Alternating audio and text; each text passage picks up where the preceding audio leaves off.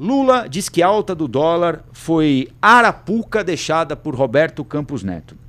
O presidente Lula afirmou nesta quinta-feira que o dólar teve uma forte alta no início do ano após ser alvo de especulação e ser influenciado por turbulências motivadas por loucuras de Donald Trump. O dólar foi alvo de especulação e está voltando à normalidade. A inflação está totalmente controlada. Ele pode crescer meio ponto a mais ou cair meio ponto, então não há nenhum problema para que as pessoas tenham dúvida de que o Brasil vai continuar crescendo, vai continuar gerando empregos. O dólar chegou a 6,26. Em dezembro do ano passado, tinha gente que dizia que ia chegar a 7, porque o país estava descontrolado, uma crise fiscal sem precedente. No final das contas, ontem fechou em 5,79. Você tem o dado de hoje, Vinícius? Deixa eu pegar agora. Ontem fechou em 5, chegou a cair 12 dias consecutivos. Ontem voltou a subir um pouco, interrompendo essa sequência de quase 2 semanas. De 2 semanas, né? Porque não tem pregão de fim de semana, né? 5,78. Dólar futuro à vista 5,76. Então caiu. Caiu de novo, certo? Sim. Ontem fechou 5,79. Nós tivemos um aumento do dólar porque tivemos um Banco Central totalmente irresponsável, que deixou uma arapuca que a gente não pôde desmontar, ou não pode desmontar de uma hora para outra. Eu disse outro dia que a gente não pode dar um cavalo de pau num navio do tamanho do Brasil. É preciso que a gente tenha juízo e faça as coisas com cuidado. Em que pese a declaração desnecessária até certo ponto do presidente da República, indelicada em relação ao Roberto Campos Neto, ele não deixa de ter um ponto aqui. Não estou atribuindo culpa ao Roberto Campos Neto, nem dizendo que ele fez de propósito algo para prejudicar o governo. Quem está dizendo isso é o presidente da República. Agora, de fato, havia um escândalo àquela altura do campeonato, atribuindo a alta do dólar ao descontrole fiscal. O governo não fez nada para mexer no controle fiscal, para melhorar o controle fiscal. E o dólar está voltando para o patamar anterior. Não para o patamar anterior, mas está, ao invés de ir para 7, ele está perto de 5,70. O presidente tem um ponto aqui. Eu não sei se é isso. Imagino que não, né? Não imagino que o presidente do Banco Central vai provocar uma arapuca para um adversário político. Mas que, de fato, havia uma análise equivocada naquele momento, ou parcialmente equivocada, havia. Não sei o que é que vocês pensam aí. Ô Rafa, a gente tem a continuidade da alta dos juros, né? Então, os juros eles seguem subindo. Está em 13,25% ao ano e está contratada mais uma alta. É isso que o presidente Lula chama de arapuca. O Roberto Campos Neto sai da presidência do Banco Central e deixa contratado mais 2 elevações de juros. A primeira aconteceu agora, a próxima é em março. Então, os juros seguem subindo e esse dólar só não continuou a sua trajetória de alta ou não chegou lá perto da casa dos R$7, porque os juros estão em um patamar historicamente elevado. Então, juros altos tende a segurar um pouco a alta do dólar. E mesmo assim, a gente teve um cenário de dólar alto e juros elevadíssimos também. O que acontece agora é que você tem um alívio de narrativa, um alívio das tensões. Estruturalmente, não mudou absolutamente nada. E é por isso que esse dólar ainda está num patamar historicamente elevado. É porque a gente compara, né? Você falou 6,26, que é o dólar à vista. Lá no mercado financeiro a gente monitora muito o dólar futuro, que é o contrato negociado que a cada mês. E o dólar futuro hoje fechou a 5,78, o à vista 5,76. Então a gente olha para esse patamar e puxa, o dólar futuro chegou a bater 6,30. É lógico que é um patamar muito mais brando do que 6,30. Mas vamos lá, 5,78 não é um patamar historicamente elevado para o futuro da moeda americana na comparação com o real? Como que a gente tem um patamar historicamente elevado? Porque parece do jeito que o presidente fala que agora está tudo bem. O Haddad, ministro da Fazenda, em uma entrevista à CNN nesse ano, disse: eu não compraria dólar acima de 5,70. Mas 5,70 é um patamar elevado. É um patamar que traz inflação para os produtos do nosso país. É isso, de novo, se você comparar com 6,30, lógico que é muito melhor, né?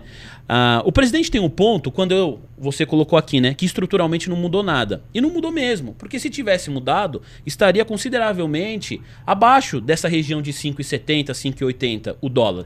O que houve foi uma mudança de narrativa. E aí você pode escolher a explicação. A narrativa mudou porque o dólar caiu, ou o dólar caiu porque a narrativa mudou? Cada um fica com aquilo que quer. Mas o presidente da República fez uma entrevista coletiva que foi muito elogiada aqui por nós, uma entrevista coletiva em que ele não ataca Banco Central, não ataca ninguém da política monetária, em que ele fala que vai deixar o Gabriel Galípolo trabalhar, em que ele diz que não vai ter bravata para controlar a inflação no preço dos alimentos. Então tem uma mudança de postura. Você vê qual foi a última vez que saiu manchete do Rui Costa? Desde que o Sidônio começou a ganhar protagonismo na comunicação do governo. Quem fala é Lula e Haddad. Então as coisas melhoraram.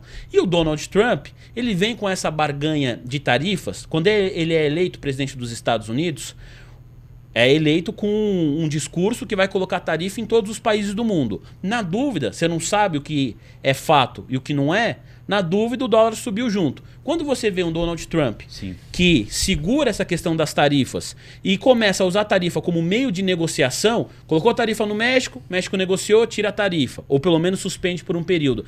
Então, essas narrativas ajudam ao dólar diminuir o seu preço. E estruturalmente, Rafa, não mudou absolutamente nada. Mas mudou a tendência do dólar, hein, Fabrício? Mudou. E você falou da questão das tarifas, Vinícius, e me faz entender um seguinte ponto, me faz questionar um seguinte ponto.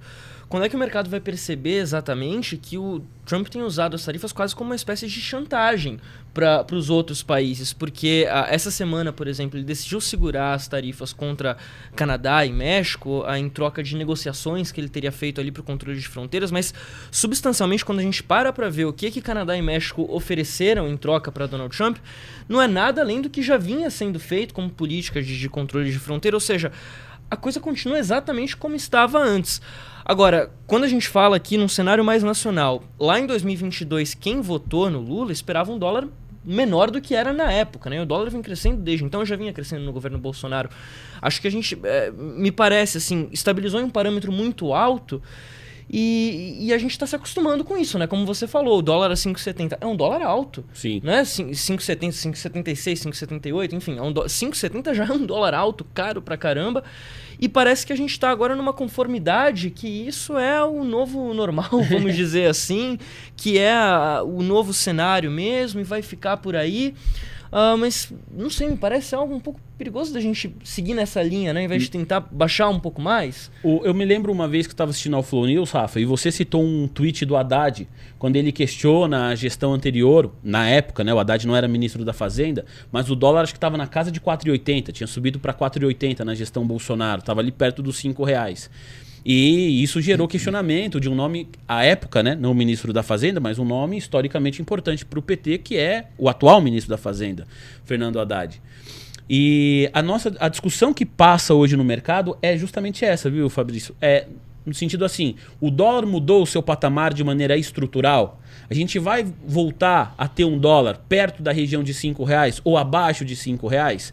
Porque a gente pode olhar ao longo da história, né? Mas no plano real, na fundação do plano real, R$1 vale $1. Sim. Chega algum momento que o câmbio é flutuante e você tem $1 valendo R$2, depois R$3, 4, 5, chegou a 6. Então a discussão que nós temos, e a maior parte das pessoas com as quais eu converso entende, que esse dólar não vai voltar de maneira estrutural para perto da região de R$4,80, R$5 como a gente tem tinha. uma desvalorização generalizada no mundo, né? Especialmente de país emergente em relação ao dólar, né? É importante falar isso também, é verdade. Países comparáveis economicamente com o Brasil, México, Turquia, esses países têm a sua moeda local também perdendo valor de mercado frente ao dólar. No ano passado, por exemplo, o real desvalorizou 21,7% em relação isso em 24, né? O dado que eu encontrei aqui. 21,7%. Do México, o peso mexicano desvalorizou 17,3% em relação ao dólar. E a lira turca 15,8% em relação ao dólar. Nenhuma moeda desvalorizou tanto quanto o real. Não, sim. O real foi a sexta moeda que mais desvalorizou. E você pode dizer, bom, quais foram as moedas que mais desvalorizaram na frente do Brasil, né?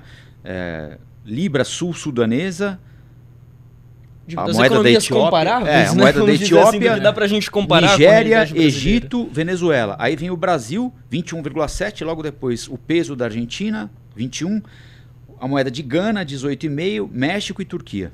E tem um outro ponto, né? Porque você pega essas desvalorizações e compara qual é a taxa de juros nesses países. Porque aqui a gente teve uma desvalorização do real com juros altos.